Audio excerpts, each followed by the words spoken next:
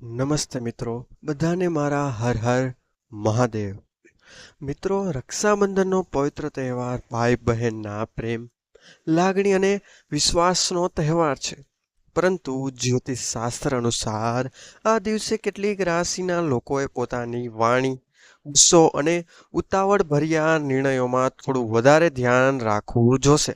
કારણ કે ગ્રહોની સ્થિતિના કારણે તેમના મનમાં ચીડિયાપણું, ગેરસમજ અથવા નાની વાતને મોટી બનાવવાની શક્યતા રહેવાની હોવાનું માનવામાં આવે છે.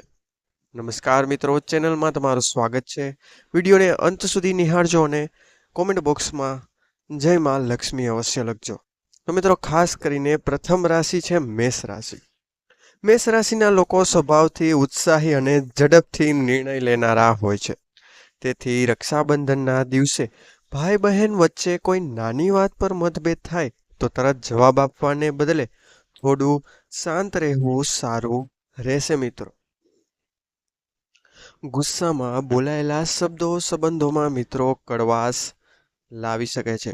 એટલે આ દિવસે વાણી પર નિયંત્રણ રાખવું ખૂબ જ જરૂરી રહેશે મિત્રો.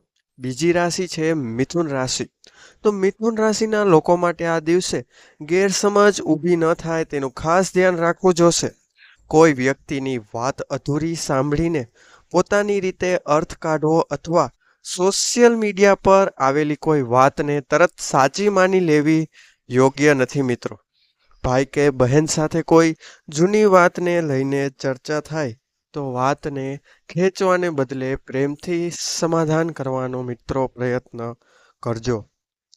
ત્રીજી રાશિ છે મિત્રો સિંહ રાશિ. તો સિંહ રાશિના લોકોમાં આત્મવિશ્વાસ વધારે હોય છે.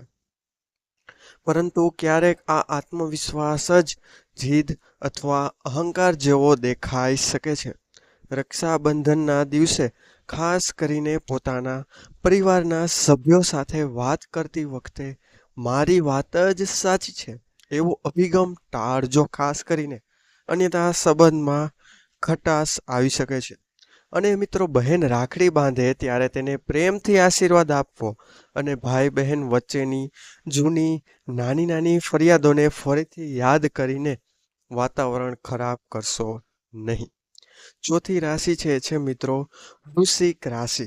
તો વૃશ્ચિક રાશિના લોકો લાગણીઓને ઊંડાણથી અનુભવતા હોય છે અને ક્યારેક મનની વાત અંદર રાખી લેતા હોય છે. રક્ષાબંધનના દિવસે જો કોઈ વાત મનમાં ખટકે તો તેને દબાવી રાખવાને બદલે શાંતિથી વાત કરવી. શંકા, વધારે વિચાર અને જૂની વાતોને લઈને મન દુખી કરવાથી તહેવારની ખુશી ઓછી થઈ શકે છે. ખાસ કરીને ભાઈ બહેન વચ્ચે વિશ્વાસ જાળવવો અને કોઈ ત્રીજા વ્યક્તિની વાત સાંભળીને સંબંધમાં ગેરસમજ ઊભી ક્યારેય કરશો નહીં. પાંચમી રાશિ છે મિત્રો મકર રાશિ. તો મકર રાશિના લોકો પોતાના કામ અને જવાબદારીઓને ખૂબ વધુ મહત્વ આપતા હોય છે. પરંતુ મિત્રો, રક્ષાબંધનનો દિવસ પરિવાર માટે સમય કાઢવાનો દિવસ છે. તેથી કામનો ભારમાં એટલા વ્યસ્ત ન થઈ જતા કે ભાઈ કે બહેન સાથે તમે આ દિવસે સમય પસાર જ ન કરી શકો. અને જો શક્ય હોય તો આ દિવસે પરિવાર સાથે બેસીને ભોજન કરવું, વાતો કરવી અને જૂની સુંદર યાદોને તાજા કરવી.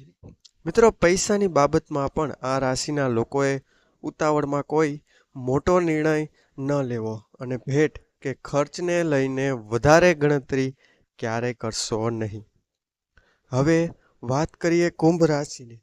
તો મિત્રો, કુંભ રાશિના લોકો ઘણીવાર પોતાની દુનિયામાં વ્યસ્ત રહેતા હોય છે અને પોતાની લાગણીઓ સરળતાથી વ્યક્ત કરતા પણ નથી. રક્ષાબંધનના દિવસે માત્ર રાખડી બંધાવવાની વિધિ પૂરી કરી દેવી એટલું જ નહીં, પરંતુ બહેનને પ્રેમથી વાત કરવી, તેના આશીર્વાદ લેવા અને ભાઈ બહેનના સંબંધની કિંમત સમજવી પણ સાથે તેટલી જ જરૂરી છે.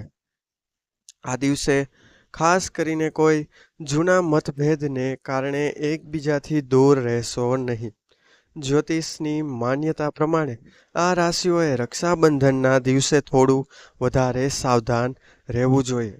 પરંતુ મિત્રો તેનો અર્થ એવો નથી કે આ રાશિના લોકો માટે આ રક્ષાબંધનનો દિવસ ખરાબ જ રહેશે. મિત્રો રાશિફળને નિશ્ચિત ભવિષ્યવાણી તરીકે નહીં, પરંતુ પરંપરાગત જ્યોતિષ માન્યતા અને એક સાવધાની આપવાવાળી વસ્તુ તરીકે જોવું જોઈએ. રક્ષાબંધનનો સાચો અર્થ પ્રેમ, વિશ્વાસ, સન્માન અને પરિવારની એકતામાં છે. તેથી તમારી રાશિ આ યાદીમાં હોય તો મિત્રો ગભરાવાની જરૂર નથી.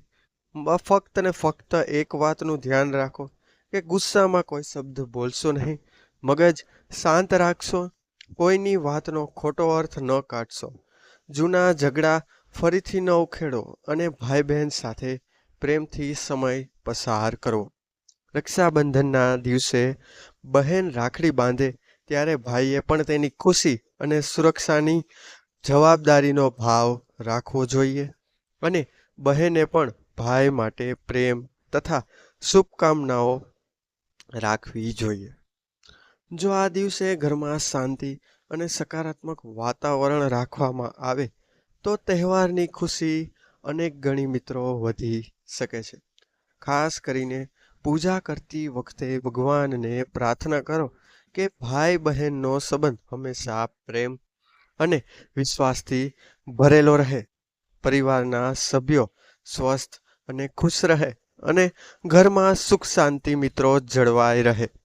તો મિત્રો, જો તમારી રાશિ મેષ, મિથુન, સિંહ, વૃશ્ચિક, મકર અથવા કુંભ છે તો આ રક્ષાબંધનના દિવસે ખાસ કરીને તમારી વાણી, તમારો મગજ એટલે કે તમારો સ્વભાવ, ગુસ્સો, ગેરસમજ અને ઉતાવળ ભર્યા નિર્ણયોથી બચજો. અને જો તમારી રાશિ આમાંથી નથી તો પણ પરિવાર સાથે પ્રેમથી તહેવાર ઉજવજો. કારણ કે કોઈ પણ રાશિ કરતાં સંબંધોમાં પ્રેમ અને સમજણ સૌથી વધારે મહત્વ ધરાવે છે. તમને આ માહિતી જો મિત્રો પસંદ આવી હોય તો વિડીયોને લાઈક કરજો. તમારા ભાઈ બહેન સાથે આ વિડીયો શેર કરવાનું ભૂલશો નહીં. અને આવી જ ઇન્ટરેસ્ટિંગ જ્યોતિષ તથા ધાર્મિક માહિતી માટે અમારી ચેનલને સબસ્ક્રાઈબ કરવાનું ભૂલશો નહીં. અને એકવાર કોમેન્ટ બોક્સમાં મિત્રો જય માં લક્ષ્મી અથવા હર હર મહાદેવ અથવા તમારા કુળદેવીનું નામ કે જય શ્રી હરિ વિષ્ણુ કોઈ પણ ભગવાનનું નામ અવશ્ય લખીને જજો. તો મળીશું મિત્રો આવા જ નવા વિડીયો સાથે, નવી જાણકારી સાથે. ત્યાં સુધી બધાને મારા હર હર મહાદેવ. ધન્યવાદ. અસ્તુ.